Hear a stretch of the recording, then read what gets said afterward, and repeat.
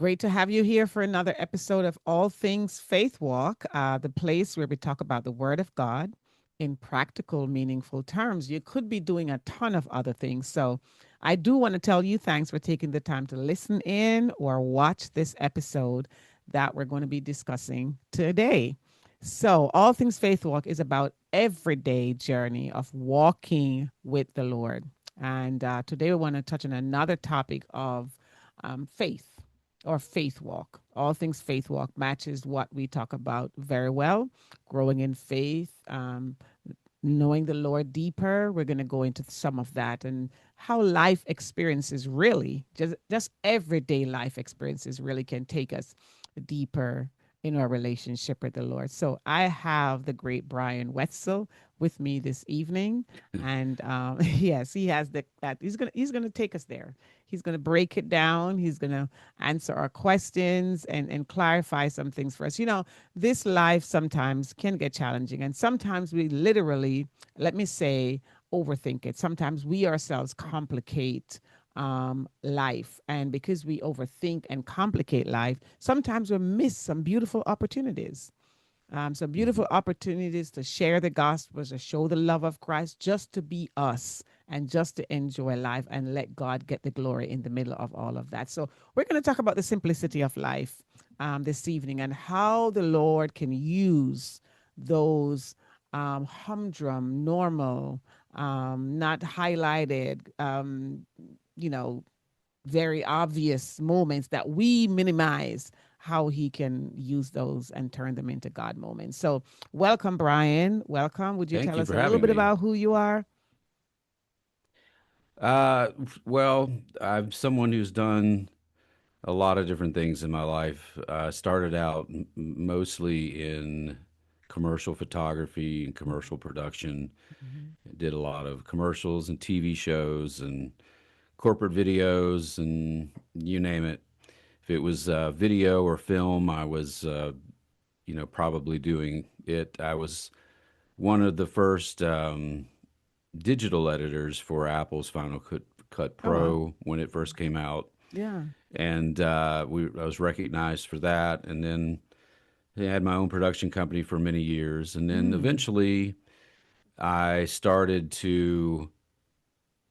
With a few friends, we started a K through 12 education resource company, which was based around videos that we were Mm-hmm. creating, and we did about 1,500 videos, and the assets for that company were sold off. We were not able to make it profitable, but I was very proud of what we produced. Mm-hmm. Um, and now I've just sort of resigned myself to being an author and an entrepreneur. I currently own a gym. Up Nice. until a couple years ago, I had two gyms and a restaurant. And um, after being worn out from the restaurant, we decided to minimize and just hold on to the one One original to gym. But simplify life a little um, bit. Take care yeah, of this old body. Yeah. So yeah, it's you a so very you're an stressful. author now. What genre do you write now? That's interesting. So I don't write any particular genre. It's going to be nonfiction, but it's always stuff that is close to my life or heart. Mm-hmm. My first book was called The Real Thing Reasons or The Real Things That Are Destroying Education in This Country. And it was born out of what I saw while I was doing the K through 12 educational Mm-hmm. Mm-hmm. resources company Mm-hmm. because I traveled around and met with school districts and teachers and administrators all over the country. And a lot of what I saw and heard was somewhat alarming to me and hard for me to understand. Mm-hmm. And I just felt like I should write something for the Mm-hmm. parents to kind of know what's really going on in the schools. And my just as a means of disclosure, my wife is a elementary school teacher. She's Mm-hmm. going in on her 22nd year. Mm-hmm. Um, and in the second book I wrote, which was A Path to Faith Through Science and Common Sense, was really born throughout my travels and doing production. I would meet wonderful people, very interesting people, some very smart people, scientists, researchers, and I would have these discussions with them about God or Mm-hmm. the origin of life or things that were unexplainable. And it was amazing the distance between everyone's opinion. Even in science, there were some people who are very faithful that they believe that science leads them closer to God. And then there were others who are all about the physical world, and if you can't hold it and mold it and touch it and feel it, then they don't believe it exists. Mm-hmm. But they would admit to having trouble explaining certain things. And I think at one point I had known a young man who had a near death experience, and the story that he told when he came back was something that I would quiz people on and like, tell me how that happened. Along the way, I had my own experience with what it took me years to come to terms with, but I think it was a miracle. I'm a very skeptical person. You got to prove that to me, but I had no other explanation. And then when my mom passed, I had two incidents that were related to each other that were very unexplainable and shocking. And so I had grown up in the church, but like a lot of people, when I went away to college and started trying to get a career started and stuff, I still had it in my background, but I wasn't practicing. Mm-hmm. I kind of let it go. And so that book is really about me being reborn to understanding that there are other ways to look at faith and look at the existence of God. Mm-hmm. The next book that'll come out probably late next year is a book on entrepreneurship. So it's Okay. another book that is close to Okay. my heart because I've, Yeah. Yeah. been an entrepreneur my whole Yeah. life. And Are so I we wanted talking to about write one the of your book books about this evening? mistakes. Are we talking We're about one of talking your? about, we'll talk about Path to Faith through science and common sense. And I think that your readers will get a lot out of it, or your listeners. One of the things about that book that I want to put up front is that I would meet people who, and I'm a Christian. I, I say that in the book, but the book is not to convince you of Christianity. I hope you do go in that direction. What I wanted to do was move the needle for people who say, well, I don't see any existence of God, or I don't believe in God, or I'm agnostic. And the book is really to show you that maybe you're missing some things. Because if you really look into it, if you read the Bible, if you read some of the scientists who have recently come out very publicly and said that their science research leads them towards a God. If you really look into it, I think that you'll find out that you're just missing the evidence that's right before your eyes. And that's really what the book is. I'm trying to move Let's get people into it. Hold on. over. Hold on. Hold on. Let's Yes. let's let's let's get into it. Okay. All right. All right. Let's get into it. So give me some examples of some of those evidences that are before our eyes. Well, a couple of things. I believe that when they first cracked open the human genome, many of the people who were a part of that discovery and looking inside were amazed at the mechanical details that went on inside and how complex it was. It's not simple at all. It's incredibly complex, and it led many of the researchers to the notion that this could not have risen up by chance, which is But what is that is people. that is that before our eyes though? Is that Oh, before our looking eyes. at the Okay. simplicity of the existence of God? Your statement was just Hmm. evidences before our eyes. What you're describing is not something I would say that's right before our eyes, right? Yeah. I think that before our eyes is very subjective sometimes. For me, just seeing my kids is subject. I believe that right before my eyes Yeah, is the creation yeah, of that God sent to me. yeah. I believe that the messages that I may have gotten from my mom after she passed were deliberately from God to let me know that, though I may be suffering from grief, she's okay, Mm-hmm. Mm-hmm. and in a better place. What we see I in the mirror believe, every day. yeah. What we I when we also get up believe and look that in the mirror. even when you look at the stars or when you Yeah. see the sunset, you're The looking at a trees. view. Yeah. I once was on the Oregon coast, and we were looking out at the sunset, and the waves were coming in the Mm-hmm. back to the Mm-hmm. right. Was the Mm-hmm. right? It was snow capped Mm-hmm. old volcano, Mm-hmm. and it was beautiful. It was like off a postcard. And the gentleman who was with me was an atheist Mm-hmm. at the time. Mm-hmm. And he looked around and he said, when I look at this, at the beauty of this, it's awfully hard not to believe in God. Yeah. And I said, well, then you should maybe reconsider that Mm-hmm. notion Mm-hmm. because what you're Mm-hmm. looking at is God's Mm-hmm. creation. Another good one is the season changes. Yes. Fall, winter. Right now we have snow on the ground. A few weeks ago there were no snow. Well, a couple of days ago there was no snow, but a few weeks ago it was warm. You had the leaves changing colors. I mean, we could go on and on and on and on. So I just wanted to, because we have folks listening to this, right? So I Hmm. just wanted to put it out there that it's not hard to find God. It's not hard Yeah. to see that He does exist. A child is born, the birth process, my God, that alone, Hmm. the birth process, and then looking at that little child you can hold sometimes in one hand, two hands, grow to be an adult, to grow from one stage to the other. There's just tons and tons of evidences. I wanted to put it. So let's say you're talking to someone who doubt the existence of God. What are some of the things you point them um, to begin to move that needle? Well, I think first I ask them where they're coming from and what are they someone who has no real scientific background? Are they just coming at it from an ordinary stance, or are they trying to say that science? Because I've had this one where people will say, "Well, scientists don't believe in God," and that's actually not true. It's actually about 64% when surveyed believe in God.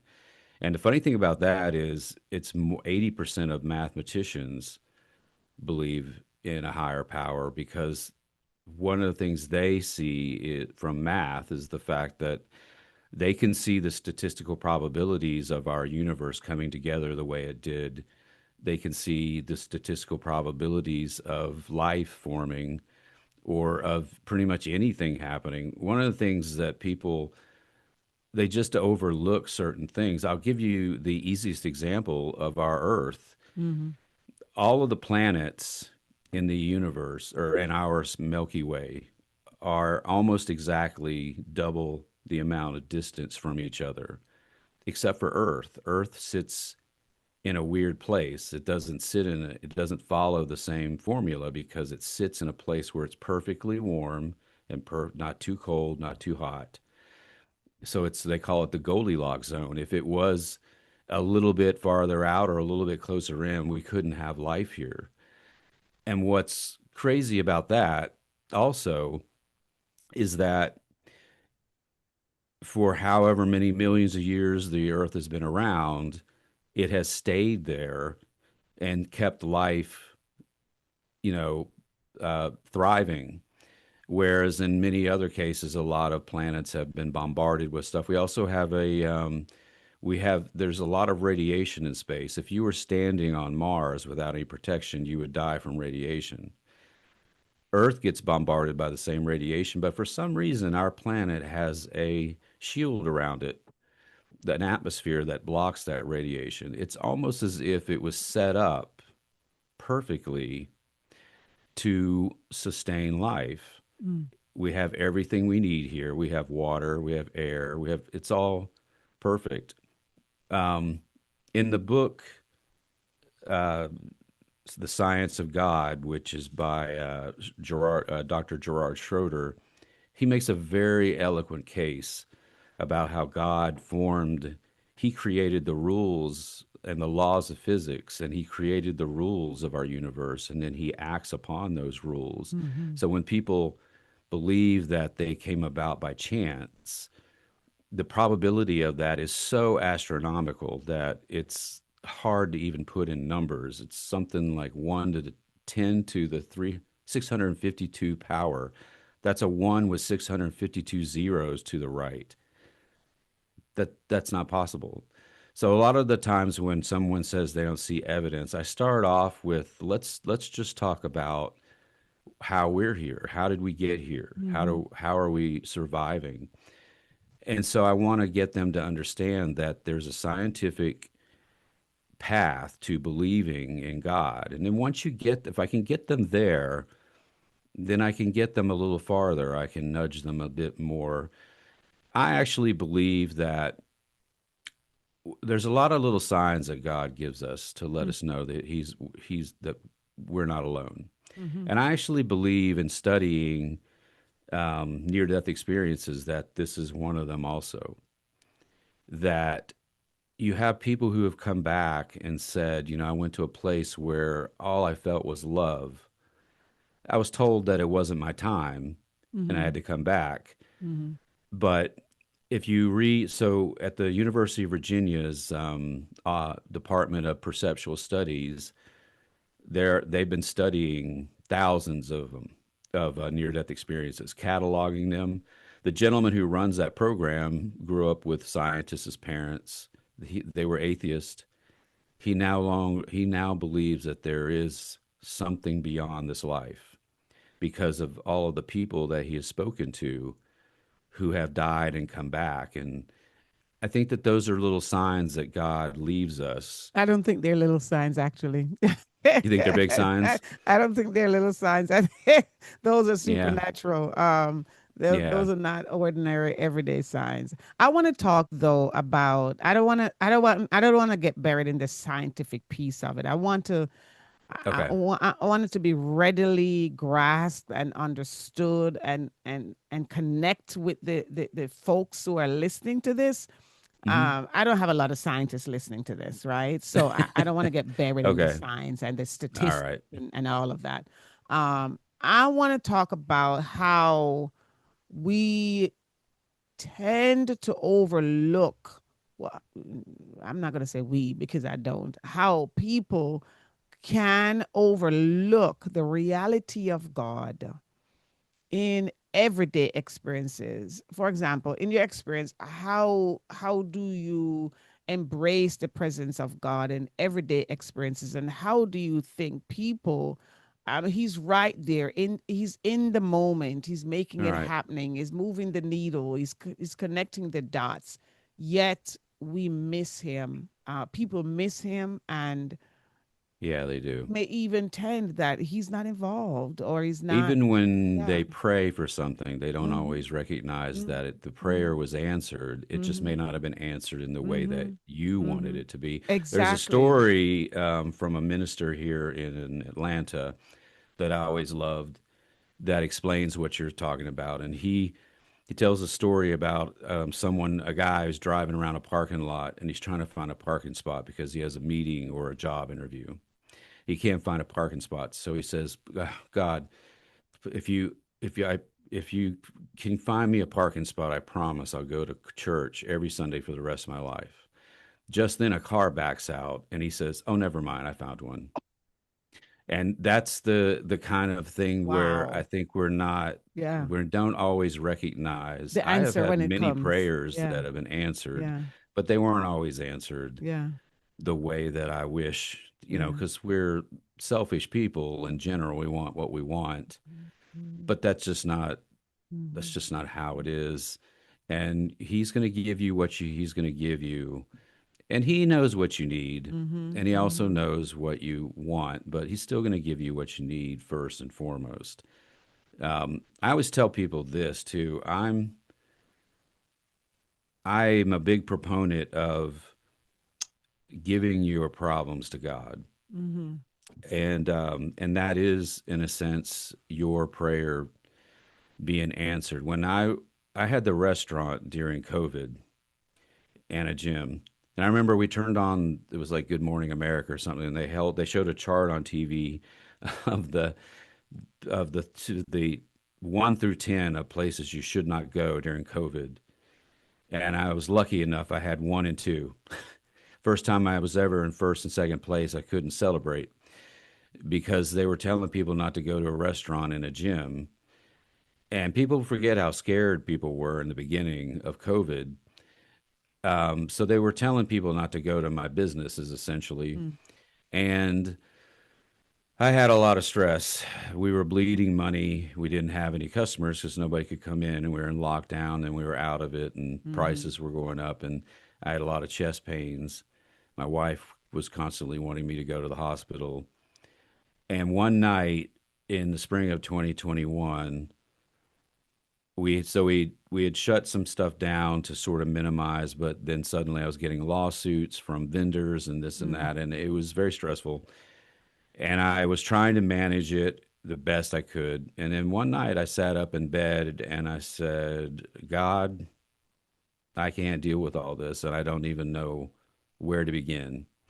So I'm just giving it all to you because that's what I was taught, that you give your problems to God. mhm, mhm, And it was hard every day. It was hard to just be like, no, I'm not going to worry about it. God's got it.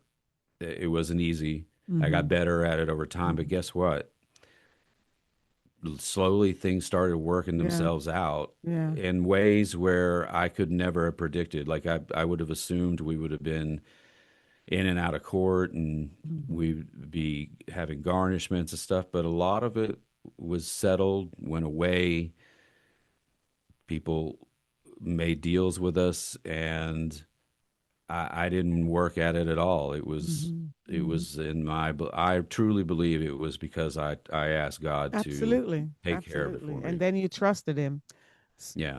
So the other thing we do is, and I think we've kind of touched on this earlier. We look for him.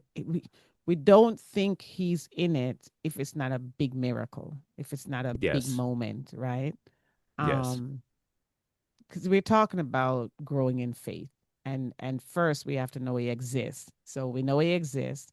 The Big Bang is false. We know he exists, right? So, Hmm. and we don't think he's involved. He is involved if it's not what we call a big miracle. How do we train ourselves to see him in the ordinary? How do we get Well, I there? think you have to have faith that God is always with you. Because if you don't believe that, then whenever you see one of those little miracles or those little helping hands or assistances that you got because you prayed for it, then you don't believe that it was divine. Key word is You, faith, and faith, yeah, yeah, and you faith just have to coupled have with prayer. faith. Yes, yes. Look, I tell the story in the book where I'm trying to make this short. I, I was in college Mm-hmm. and I was in photography. It was a photography class, and a guy I was in school with, we were in the Georgia mountains, North Georgia. We're in the middle of nowhere, and we had to find for our project a red barn with the white painting and trim and a metal roof. And we assumed we had to find one, but we were laughing and cutting up for hours as we're driving around looking for it. We found ourselves in Virginia, if you can believe that. We actually passed through South Carolina, North Carolina. We're in the tip of Virginia, and we found one. And we went in, and this very lovely couple, they were very religious, welcomed us in, told us we could do it. They brought us drinks, lemonade, and cookies, and then asked if we wanted to stay for dinner. And we said, well, we got to get back. And we drove. We had to go to those in the days before cell phones. So you had to go get a map, like Mm-hmm. at the Mm-hmm. gas station, and try and figure out how to get back. We got back 9 months later, 8 months actually. I'm driving through Georgia, and I really shouldn't have been driving because I had not slept much, but I needed to turn in my final project and then get back to my job. So it was a 2.5 hour drive one way. So this is 5 hours on the road. I made it to school to turn in everything in. On the way back, I kept falling asleep at the wheel. And I was young. Instead of being smart and pulling over and napping, I just kept fighting it off. And I fell asleep at the wheel. And I felt the car lurch to the right. and I looked up and I was about to go off the bridge. Um, and I yelled out, "Oh God." And I heard someone say distinctly beside me, "I got you." Mm-hmm. And I closed my eyes and I felt an impact, but it wasn't the impact of going off a 30-foot drop off a bridge. It was actually pretty mild. Mm-hmm. And I opened my eyes and I was stunned to see that I'd hit the back of a car, a new car, and they had stopped on the shoulder, I don't know, 40 yards ahead of me. So my car was bent up, but their car looked like it had no damage. So I got out of the car and I walked over to them. And the guy, older gentleman, was there looking at his car, and he stood up and he said, I don't even see any damage, so we don't have to call the police if you don't want to." Mm-hmm. And we looked at each other, and I was like, "Where do we know you? I know you." It was the older couple from two Wow. states away that I had run into the back of, Wow. and I I remember just like, uh, how's that What are the how's that chances of possible? that? Yeah. I know, and that I could have. This is the other thing I didn't tell you. One of the reasons I was in a hurry to get back is I forgot to renew my license. So I didn't want the police called. And here he was saying we don't need to involve the Mm-hmm. police. Mm-hmm. Mm-hmm. By the way, this was in the days before Mm-hmm. cell phones, so we would have had to drive to an exit, Mm-hmm. call the Mm-hmm. police, drive Mm-hmm. back, go back Mm-hmm. to the place. Mm-hmm. But I the whole way home after that, I could not stop thinking about that voice Mm-hmm. that I Definitely. heard. Yeah. And for a long time, I wouldn't admit that. I told my friends about the wreck. I didn't tell them about the voice. But now I understand what the voice. Yeah. Yeah. Yeah. So And what that was we're essentially an immediate prayer answered. I yeah, yelled yeah, out, "Oh God." And he yeah, said, "Don't worry yeah, about it. I got you." yeah. So what we're really talking about it's it's huge, but it's simple. It's just knowing that he's there, knowing that he's present, knowing that Hmm. he's involved, and training ourselves not to overlook the reality of his presence. Um, so how how do we make sure that we don't get um I want to say casual to the reality of God? Um let's say you're a believer and you already know that Hmm. he exists. Um we get casual, we pray and he shows up, and we make sure that we stay sensitive Hmm. and you know what I mean, alert to him, and recognizing, not taking for granted, not overlooking. How do we make sure we stay raw like that? What are some of the things that you would say keep us there? Well, that's a tough one for a lot of people, including me, because a lot of times we get closer to God when things are bad, because we need help. And when things are good, we suddenly forget a little bit. We Mm-hmm. don't tithe as much, maybe. We don't, we just, we don't do the things that we would do when we're in need. And that's something that you have for me, like I have on my screensaver, I have little reminders Mm-hmm. that pop up, little sayings and things. You, um, to me, and I've gotten older. When I was younger, I was not good at this at all. But as I've gotten older, I have started to try and remember that I have to live like I'm representing what Yes. I believe. Yes. Yes. And that can be anything. I tell a story in the book about when I was 20 years old, there was the across from my neighborhood, there was a convenience store. And during part of the day, there was a very disheveled man who would work there, and he was kind of rude and very brash, and I didn't like him. And Mm-hmm. so one day, I knew the lady that owned the store. So one day when I was in there and I saw her, I said, "You should fire that guy because he's probably hurting business." And she said, "No, I'm not going to fire him. You don't know what his life has been like." And he was raped by his father. Mm. and his uncle, and they killed his father killed himself when the police came at one point. He's had no mother to grow up with. He has nothing. This Mm. is all he's got until he Mm. can, you know. And she told me, you should pray for him. You shouldn't wish for him Fired. to be fired. Right. And I remember being, I remember she really did a number on me. She made me, I felt bad, but that was a good thing because I had forgotten that sometimes we don't really know Yeah. that when people aren't being Yeah. godly to us, Yeah. that it Yeah. may not be, Yeah. it might just be a really tough Yeah. time for them. Yeah. You never know what people have gone through to make them who they are today. Yes. Yeah. And you know what? I believe that some of those are sent to test us. Mm-hmm.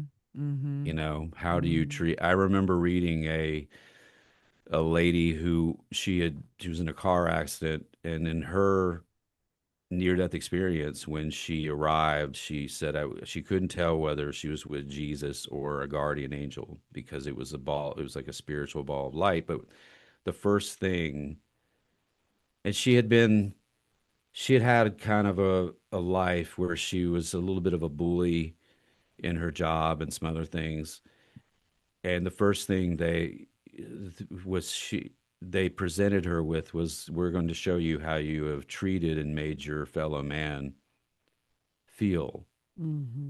so Mm-hmm. that when you go back Mm-hmm. you will remember this. Mm-hmm. And I think that sometimes we get those challenges on earth as well. We may not recognize them that way.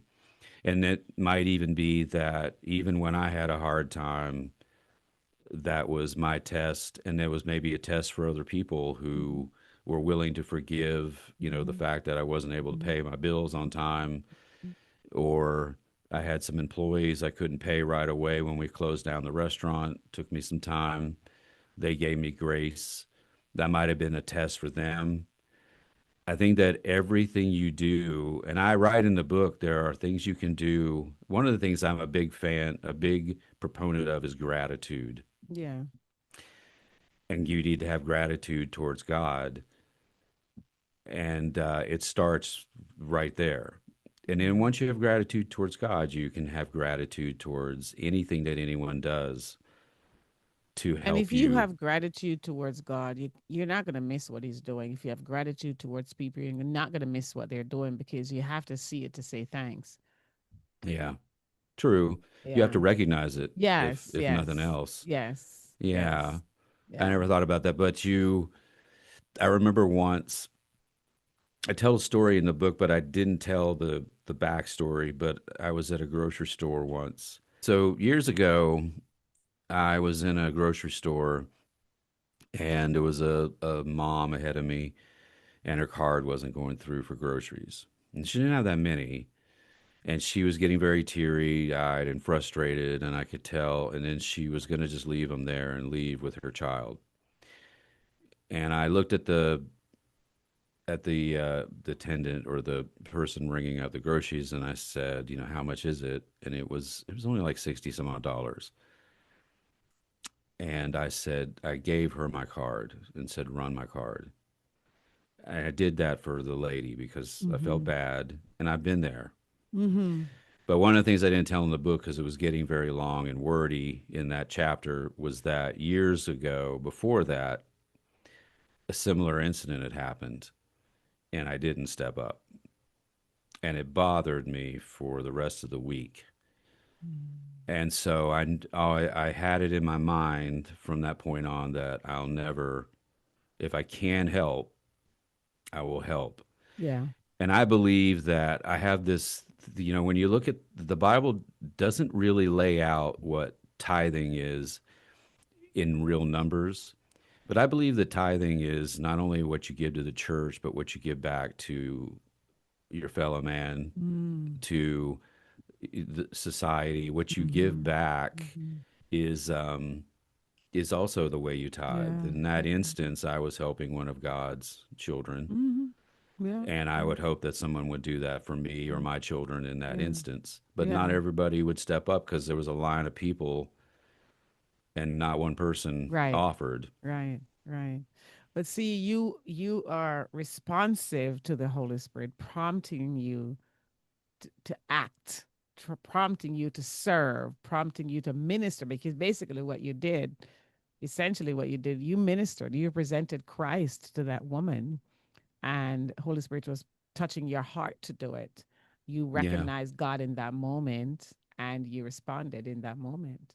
Yeah. I So I, remember too, she wanted to send me the money back, and I told yeah, her, I said, just pay it forward. an offering. That's right. That's right. It's an offering. So that's one of the ways we talked about gratitude in realizing that God is in the moment. And of course, another one that you just shared in this experience that you had was being sensitive to when he, I want to say instruct, but when he moves us to do something, to be sensitive to that. Sometimes we get so callous, so careless, Hmm. so hard, so resistant to him Yeah. that he's speaking and he's speaking and we can't hear and we can't sense that he's doing something or is calling us to do something. So that's another way to, Yeah. I believe the existence is God is bigger than does he exist? Because to Yeah. me, that's easy, right? Yeah. I believe so too. Yeah, the But for some existence. people, that seems to be hard for them to That admit. is true. That is true. I guess we could talk about the existence of God and maybe the reality of God, the involvement of God. And I agree with it that for some people, the beginning stage is does he exist or not? It's still challenging, it's still monumentous. But we talked about how we can move those people from that place of doubt. Um, Hmm. how did we come? How did hair start growing on our head?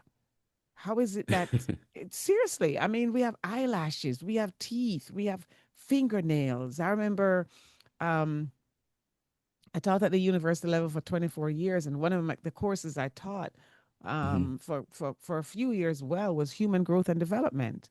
And I'm filled with the Holy Spirit. I love the Lord. I am a believer. And I remember clearly on one Monday evening, I was teaching this class and I was teaching about the embryonic stage and conception and the child, the embryo growing from one stage to the next. Mm. And I felt the presence of God come upon me and I had to restrain it. I'm like, okay, you're on a university campus. You cannot go off in this place. I'm Pentecostal. And when I thought about the Right. great move of God, the mighty God that can bring two little molecules, two little cells together. And you and I are here today looking at each other, talking to each other because of this Hmm. creative power of God. So I believe to me, again, and pardon me, but I believe that's the easier part that he exists. And if we can get Hmm. that person who, like your atheist friend that was with you, that looked at the mountains, looked at the snow top mountains, looked at, I can't deny that there's a God. That okay. So Yeah. after that, we tend to get accustomed. We tend to miss him, to miss his moments, to miss his moves. I remember I had to go to my nephew's wedding. I live in Maryland. He lives in Canada, Toronto, Canada. And I don't like Okay. shopping. I'm a woman, but I don't like the store. You're wasting my time. And I had to go get a Yes. dress. And I said, Lord, give me a I'm asking you to provide me with a parking lot. It was Lord and Taylor I went to. A parking lot, Hmm. Annapolis, Maryland. And lead me to the dress that I need, the right price, my size, my color, and let me be out of here. And he did exactly that. And I got so many compliments on that dress, right? Yeah. Right price, was a perfect size, perfect everything. And I had the shoes to match, pocketbook, everything was perfect. That's a God moment. Hmm. And we tend to overlook that he doesn't just exist. He doesn't just exist, but he's involved. He's there, and I really, really wanted to go there a Yeah. little bit today, and I that's think that part of our faith walk. Yeah, with respect to people recognizing in their daily lives, I think that one of the biggest, one of the reasons that a lot of people don't take the time to see him or can't, and they don't realize this, is that our lives now are just enveloped in busyness. yeah, That and is true. we have Hmm. screens in our face all the Yeah. time. We have Yeah. social media in Yeah. our face all the time. If you ever get a chance to go to the mountains where there's no light scatter from the cities and see how many stars are in the sky and how beautiful and magnificent it is, it's awe-inspiring. And it's because you've taken away, you've gotten to a place where there is no static in your face, in your ears. Mm-hmm. You're Mm-hmm. just looking at the Mm-hmm. beauty Mm-hmm. of this world. Mm-hmm. But when you come back down to our regular lives, there's just like, I've got to drive the kids here. I got this Yeah. going on. We got to Running, go to running, school. We running. got to go to work. Yep. We got, and then on the weekend, we got this and that. And I just think that and that's probably why, by the way, God wanted us to have one day off Mm-hmm. so that we could decompress. But Mm-hmm. even that, we've completely Yep. I paved observe over the at this Sabbath point. every Saturday. I'm dialing down. I Hmm. take my rest. I apologize. I did not give you an opportunity to tell the listeners where they can get your books. Well, my books are on all the majors. You can get it on Amazon, Barnes and Noble, Apple iBooks. I think there's 16 different bookstores online. You can get it in print, audio, or ebook. Mhm. Mhm. Um, if you're having trouble finding those links, you can go to BryanThomasWetzel.com, BryanThomasWetzel.com. Beautiful. And then I just put everything on that page so that Yeah. I could give out one address to my social media and to the Mhm. books and stuff. Beautiful. Beautiful. So there you have it, people. Very interesting approach to discussing the existence of God. As you see, he's scientific, he's well researched.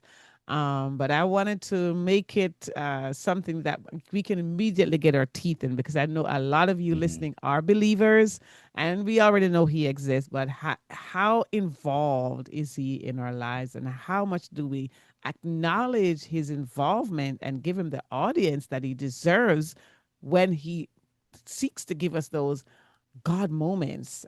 It's not super miraculous. It's not huge, but I believe that Hmm. if God is involved in it at all, that makes it huge. I want you, Ryan, Yeah. to give us your final word, and then we'll wrap this up. Any final word you want to give to the listeners?